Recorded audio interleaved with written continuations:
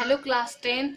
आपने पिछली टॉपिक में पढ़ा था विषम पोषी पोषण। विषम पोषी पोषण में आपने कौन कौन से प्रोसेस होते हैं ये आपने पढ़ा था। कौन कौन से चरण में पाचन में जंतुओं में पोषण में कौन कौन से प्रोसेस होते हैं। आज मनुष्य में पोषण पढ़ना है आपको। जंतुओं में तो पढ़ लिए, आज जानते हैं मनुष्य में पोषण के कौन कौन से चरण हैं, कहाँ से क्या क्या होता है कि हमारे मनुष्य में पोषण होता है। तो चलिए सबसे पहले डायग्राम देखते हैं। डायग्राम में कौन कौन से पार्ट्स हैं, क्या क्या नाम है उनके, ये जान लेते हैं। देखिए ये है मनुष्य पोषण में आहार नाल जो उनके पोषण में हेल्प करते हैं। तो हमारा ये फर्स्ट पार्ट में क्या है, यहाँ पे देखिए ये मुख है, मुख विभाग जहाँ से भोजन जाता है। ये जिह्वा है जो टेस्ट लेता है, और ये जो फूड पाइप है इसे हम ग्रसिका कहते हैं। और उसके बाद देखिए हमारा जो ये है डायाफ्राम है जो हमारे उदर को यानी कि पेट को हमारे वक्ष से यानी कि सीने से अलग करता है, उसे डायाफ्राम कहते हैं। अब ये आहार नाल यानी कि जो ग्रसिका है, फूड पाइप है, वो जहाँ से कनेक्ट होकर के जाती है वो ये है अमाशय। अमाशय की जो अगली जो है पाइप है उसे हम क्या कहते हैं, ग्रहणी कहते हैं। और ये आकर के कहाँ के मिलती है, बड़ी सॉरी छोटी आंत में। ये जो छोटे छोटे पतले पतले नली टाइप के दिख रहे हैं इसे हम छोटी आंत कहते हैं। छोटी आंत कहें या क्षुद्रांत कहें, बात एक ही है। ये देखिए आपका ये ग्रहणी है।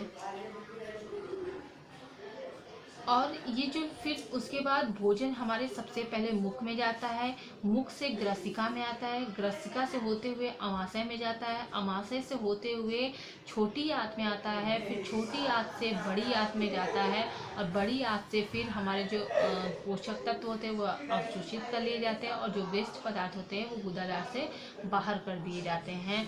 अब देखिए हमारा सबसे इम्पॉर्टेंट चीज़ यहाँ एक अमाशय है और यहाँ एक यकृत है। यकृत में एक पित्ताशय है जहाँ पे पित्त रस का भंडारण होता है, ये पित्ताशय। और यहाँ पे एक अग्न्याशय है जहाँ से कुछ एंजाइम्स स्रावित होती हैं। ये दोनों हमारे पोषण में यानी कि हमारे भोजन के पाचन में बहुत ही हेल्पफुल है। तो ये आपका डायग्राम है। अब कौन से पार्ट में क्या क्रिया होती है ये जानना है आपका। तो देखिए मनुष्य में पोषण, मनुष्य में भोजन का अंतर्ग्रहण मुख द्वारा होता है। यानी कि जो मनुष्य में भोजन का अंतर्ग्रहण, जो अंतर्ग्रहण का चरण होता है उसे अंदर लिया जाता है, वो कहाँ से होता है, मुख द्वारा होता है। मुख से लेकर कोशिका में अवशोषित होने तक विभिन्न पाचन अंगों में होने वाले चरण निम्न है। यानी कि मुख से लेकर कोशिका में अवशोषण तक की क्रियाओं में पाचन अंग जो भी चरण होते हैं उन्हें पढ़ना है। तो सबसे पहले चरण में क्या होता है, मुख तथा मुख गुहा। यानी कि मुख में क्या होता है, मुख के द्वारा भोजन ही भोजन का अंतर ग्रहण किया जाता है, मुख के द्वारा ही भोजन को अंदर लिया जाता है। मुख में स्थित दांत भोजन को पीसते हैं, जो मुख में दांत होते हैं वो भोजन को पीसते हैं। मुख गुहा में 3 जोड़ी लार ग्रंथियां पाई जाती हैं। मुख गुहा में 3 जोड़ी लार ग्रंथियां पाई जाती हैं जिनसे निकलने वाली लार भोजन को निकलने में सहायक होती है। हम इन लार से ही भोजन को निकलने में सहायता मिलती है भोजन को, तथा कार्बोहाइड्रेट को पचाने में भी भाग लेती है। और भोजन का पाचन, जो कार्बोहाइड्रेट का पाचन है वो हमारे मुख में ही हो जाता है, और वो किसकी हेल्प से होता है, ये हमारे लार ग्रंथियों की हेल्प से। मुख गुहा में हमारे लार की हेल्प से जो कार्बोहाइड्रेट का पाचन होता है। दूसरी चीज़ ये होती है कि जो मंड होता है, मंड यानी कि पौधों में जो मंड पाया जाता है, जो भोजन यानी कि जो भोज्य पदार्थ पौधों में पाया जाता है वो मंड के रूप में होता है, यानी कि स्टार्च के रूप में होता है। जो टाइलिन नामक जो लार ग्रंथियों से लार रिलीज होती है, स्रावित होती है टायरिन, वो इस मंड को, इस स्टार्च को शर्करा में कन्वर्ट कर देती है। उसके बाद हमारे भोज्य पदार्थ कहाँ पहुँचते हैं, ग्रसिका में पहुँचते हैं। ग्रसिका निगल द्वार से यानी कि मुख के बाद निगल द्वार से भोजन ग्रसिका या ग्रासनली में आता है।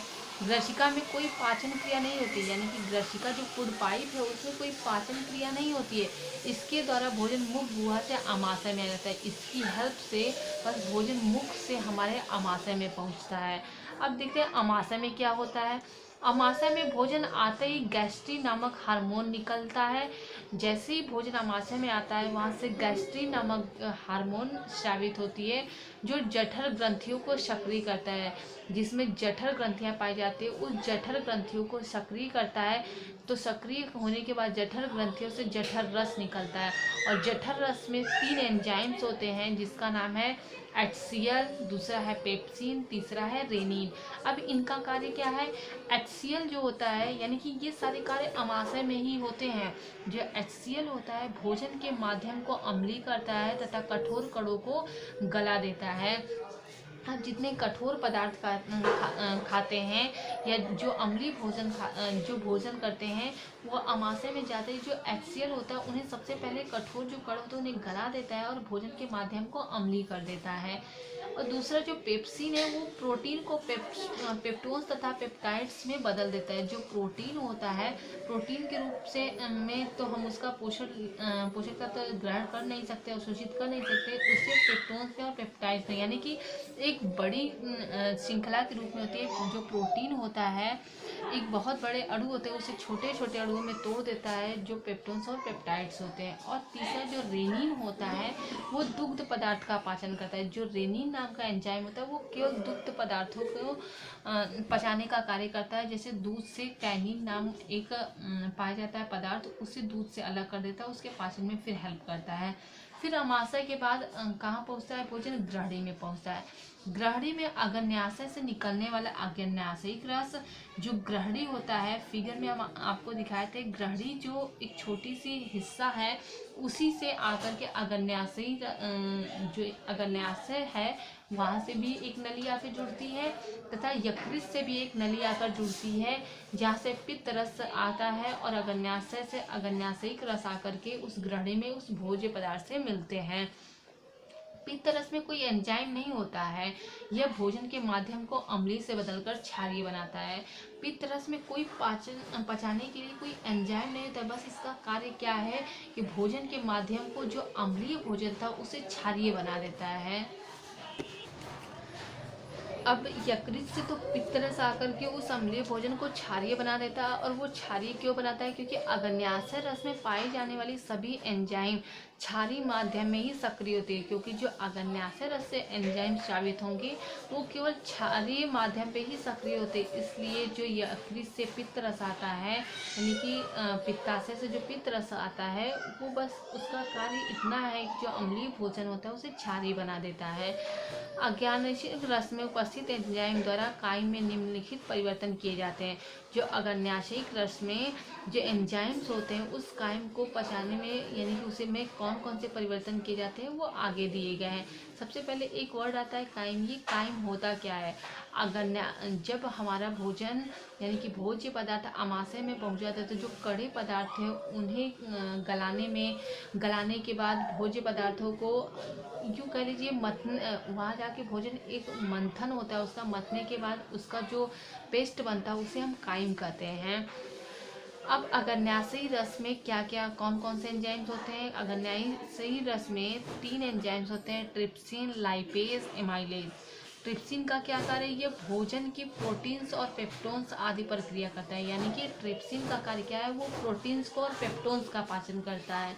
और लाइपेज यह भोजन की वसा प्रक्रिया करता है, यानी कि जो हम तैलीय पदार्थ खाते हैं, ऑयली चीज़ें खाते हैं, उसमें जो वसा होती है उसे वसी अम्ल में और ग्लिसरॉल में बदल देता है। एमाइलेज का क्या कार्य है? ये कार्बोहाइड्रेट्स पर क्रिया कर उन्हें माल्टोज एवं शर्कराओं में बदल देता है। जो एमाइलेज का कार्य क्या है? वो कार्बोहाइड्रेट को माल्टोज में बदलता है और शर्करा में बदलता है। शर्करा यानी कि ग्लूकोज में चेंज करता है।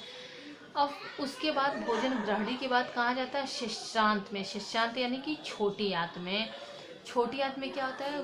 ग्रहणी में भोजन का लगभग अधिकांश पाचन हो जाता है। ज़्यादातर पाचन हमारा ग्रहणी में हो जाता है, क्योंकि वहाँ अग्न्याशयी रस से एंजाइम्स आते हैं, वहाँ मैक्सिमम पाचन हो जाता है। इसके पश्चात छोटी आंत में उपस्थित ग्रंथियों द्वारा स्रावित आंत रस अधपचे भोजन पर क्रिया करते हैं। उसके बाद जो नहीं पचा हुआ भोजन होता है वो जाकर के छोटी आंत में अधपचे भोजन पे वो क्रिया करता है। कौन क्रिया करता है? आंतरस क्रिया करता है। क्रिया करके उसका बाकी जो अधपचा यानी कि बाकी का जो पाचन बचा हुआ है उसे पचाता है। अब छोटी आंत में कौन कौन से एंजाइम पाए जाते हैं? Sucrase, lactase, maltase, erepsin. और इन सब का कार्य क्या है? सुक्रेज जो होता है वो शर्करा को यानी शर्करा को ग्लूकोज में बदल देता है। लैक्टेज जो होता है वो लैक्टोज, जैसे दूध में लैक्टोज पाया जाता है, लैक्टोज शर्करा को ग्लूकोज में बदलता है। माल्टोज जो होता है वो माल्टोज शर्करा को ग्लूकोज में बदलता है। और जो इरेप्सिन होता है बाकी की जो प्रोटीन्स बची होती है या बाकी जो अवयव बचे होते हैं भोज्य पदार्थ में उसे अमीनो अम्ल में बदल देता है। यानी कि इन सब का एक ही पर्पज़ होता है कि इन सारे जो बचे भोजन में जो कुछ भी बचा हुआ है उसे ग्लूकोज में कन्वर्ट करना है, क्योंकि जो एनर्जी होती है हमें ग्लूकोज से ही तो मिलती है। जो माइटोकॉन्ड्रिया में एनर्जी होती है वो ग्लूकोज के ही फॉर्म में ही तो रखी रहती है। और इस प्रकार छोटी आंत में भोजन का पूरा पाचन हो जाता है। इस तरह से जो भोजन का पाचन होता है पूरी तरह से छोटी आंत में हो जाता है। उसके बाद जो पोषक पदार्थ होते हैं वो हमारी छोटी आंत में छोटे छोटे रसांकुर पाए जाते हैं। उन रसांकुरों द्वारा अवशोषित कर लिए जाते हैं। फिर अवशोषित करने के बाद उन भोज्य पदार्थों को, उन पोषक तत्वों को हमारे ब्लड में या लसिका में घुल जाती है और फिर ब्लड के साथ हमारी कोशिकाओं तक पहुंचती है। कोशिकाओं तक पहुंचने के बाद उसे स्वांगीकरण कर लिया जाता है। स्वांगीकरण करने के बाद जीवद्रा में पहुंचता है, जिससे उस जीवद्रा से हमें एनर्जी मिलती है, जिससे हम कार्य करते हैं, हम ग्रो करते हैं, वृद्धि करते हैं। अब उसके बाद 6 स्टेप में यानी कि 6वें चरण में क्या होता है? छोटी आंत के बाद भोजन कहाँ पहुँचता है? बड़ी आंत में। बड़ी आंत के बाद फिर गुदा द्वार से अपशिष्ट पदार्थ बाहर निकल जाते हैं। अब देखिए इसमें बड़ी आंत में क्या होता है? बिना पचा भोजन बड़ी आंत में भेज दिया जाता है। और जो बिना पचा हुआ उसके बाद मान लीजिए कभी कभी ऐसा होता है छोटी आंत में भी कुछ बच जाए, जो भोजन न पचे, तो उसे कहाँ भेज दिया जाता है? बड़ी आंत में भेज दिया जाता है। आहार नाल के इस भाग में अपच तथा अपशिष्ट भोजन में जल का अवशोषण होता है। यानी कि अगर पूरा पाचन हो भी जाए तो आहार नाल के इस भाग में यानी कि बड़ी आंत में भोज्य पदार्थ जो पहुँचते हैं, अपशिष्ट पदार्थ पहुँचते हैं, उसमें से जो जल होते हैं उसको अवशोषित कर लिया जाता है। अब जो अपशिष्ट पदार्थ बचते हैं, अपशिष्ट को मल के रूप में कुछ समय तक रोका जाता है। उसे बड़ी आंत में कुछ समय के लिए रोका जाता है अपशिष्ट को, बाद में उसे बहिक्षेपण हो जाता है। बाद में उसे बहिक्षेपित यानी कि बाहर निकाल दिया जाता है। अब पचे हुए भोजन का अवशोषण कैसे होता है? यानी कि अवशोषण क्या होता है? पाचन के पश्चात भोजन के सभी अवयव प्रायः जल में विलेय अवस्था में होते हैं। पाचन के पश्चात जो अवयव होते हैं भोजन के वो विलेय अवस्था में जल में विलेय होते हैं, अतः जल के साथ उनका रुधिर में पहुंचना ही अवशोषण कहलाता है। तो जल में जो घुले हुए होते हैं उनका रुधिर में यानी कि ब्लड में पहुंचना ही अवशोषण कहलाता है। तो ये था मनुष्य में पोषण, ये आपने पढ़ा है। एक बार हम फिर से रिपीट कर देते हैं डायग्राम में। तो देखिए सबसे पहले हमारा भोज्य पदार्थ कहाँ पहुँचता है? मुख से अंतर्ग्रहण किया जाता है। मुख से अंतर्ग्रहण करने के बाद यहाँ से लार ग्रंथियों से कुछ एंजाइम्स स्रावित होते हैं। वो एंजाइम्स जो होते हैं वो भोजन का कुछ भाग वही मुख में ही पाचन हो जाता है। जैसे कार्बोहाइड्रेट का पाचन मुख में ही हो जाता है। जो मुख में पाचन होता है उसमें दूसरी चीज़ ये होती है कि जो मंड होता है यानी कि जो भोज्य पदार्थ में मंड पाया जाता है उसको ट्रिप्सिन नामक एक एंजाइम होती है जो किसमें कन्वर्ट कर देती है? शर्करा में कन्वर्ट कर देती है। उसके बाद हमारा जो भोज्य पदार्थ होता है वो ग्रसिका में आता है। ग्रसिका यानी कि ये फूड पाइप है, इसमें कोई पाचन नहीं होता है, बस ये यहाँ से होता हुआ हमारे अमाशय तक पहुँचाता है। ग्रसिका का कार्य बस इतना है कि मुख से भोजन को अमाशय तक पहुँचाना, यही कार्य है ग्रसिका का। फिर अमाशय में जैसे ही भोजन आता है यहाँ पे भोजन पहुँचते ही जठर ग्रंथियाँ सक्रिय हो जाती हैं। जठर ग्रंथियाँ जैसे ही सक्रिय होती हैं वहाँ से जठर रस निकलता है। जठर रस में 3 चीज़ें पाई जाती हैं। HCl पाई जाती है, पेप्सिन पाई जाती है और रेनिन पाई जाती है। इसमें HCl का कार्य क्या है? HCl का कार्य बस इतना है कि भोजन को अम्लीय बनाता है। पेप्सिन का कार्य क्या है? प्रोटीन को पेप्टोन्स और पेप्टाइड्स में चेंज करता है। और रेनिन का कार्य क्या है? वो जो दुग्ध पदार्थ होते हैं उनका पाचन करता है। फिर उसके बाद यहाँ से इतना कार्य होने के बाद भोजन का यहाँ देखिए छोटा सा हिस्सा, बस छोटी सी यहाँ पाइप दिख रही है। इस छोटी आंत से अमाशय के बीच का जो हिस्सा होता है आहार नाल का, उसे हम क्या कहते हैं? ग्रहणी करते हैं। इस ग्रहणी में बहुत ही महत्वपूर्ण कार्य होता है। जैसे ही भोजन इस अमाशय से यहाँ पहुँचता है, यहाँ पहुँचते ही देखिए यहाँ यकृत में यकृत में पित्ताशय पाया जाता है, जहाँ पे पित्त रस का भंडारण किया जाता है। यहाँ से पित्त रस आता है ग्रहणी में, और ग्रहणी में आते ही इस भोज्य पदार्थ का यानी कि जो काइम होता है, काइम किसे कहते हैं, यहाँ मथने के बाद जो उसका पेस्ट बनता है, उस पेस्ट में ये पित्त रस आता है। पित्त रस आकर के जो अम्लीय माध्यम यहाँ पे हुआ तो उसे क्षारीय माध्यम बनाता है।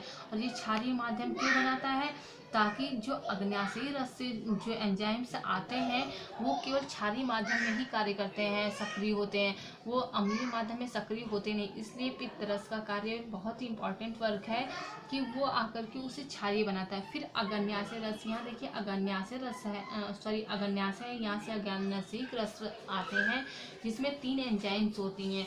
वो 3 एंजाइम्स कौन कौन से, ट्रिप्सिन है, लाइपेज है, एमाइलेज है। उनका कार्य क्या है, ट्रिप्सिन का कार्य है कि प्रोटीन को पेप्टोन्स में कन्वर्ट कर देता है, और लाइपेज का कार्य क्या है, जो वसीय पदार्थ होते हैं उनका पाचन करता है, यानी कि जो वसा होता है उसे वसीय अम्लों में और ग्लिसरॉल में कन्वर्ट कर देता है।